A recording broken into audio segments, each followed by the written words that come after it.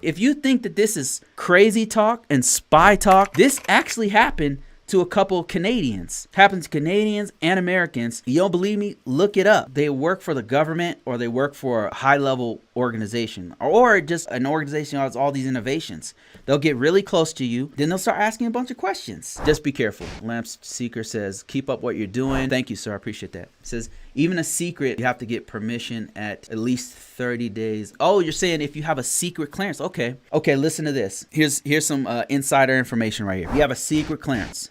You have to get permission at least 30 days ahead, and some require 45 days or more. So the right thing to do, and he says, I'm an ISO, but I was industrial security for 15 years. Oh, here you go right here. So these guys put me on game. Like people like this is ConvoCourses right here. This is why I do this. People like this dude right here who come and educate me. This is a great opportunity, a teaching moment. So I didn't know this. So listen to this. If you have a secret clearance, especially if you work in cybersecurity, right? Regardless, IT, if you could work in the hospital sweeping floors. If you have a secret clearance, he's saying some organizations require you to let them know 30 to 45 days in advance. And he's saying he's an ISO, but he used to work in industrial security for 15 years. Industrial security are the guys who are really, really deep into things like ITAR, really, really deep into things like personnel security. So this guy knows what he's talking about. One time I was doing a live and I was like, I don't know, I've never had a polygraph test and I don't know how it works. And this dude just schooled me on it. We were able to push that information out so other people know information about a polygraph test. So I really appreciate that. Thank you, Lamp Seeker.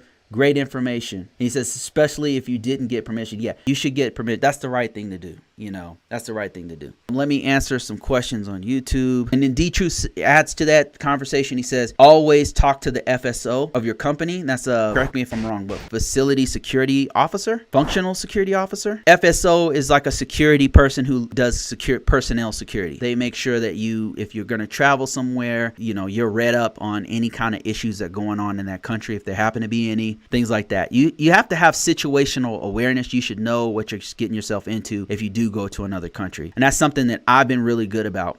I travel quite a bit, and I've been traveling even when I was in the military. I would travel. It's really important to know situational awareness. And let me just give you a couple stories, because I've been traveling since I've had up to top secret clearance, and I've traveled extensively. I've been to 15 different countries while I had clearances, while I was working in the public sector. I know a little bit of something about this.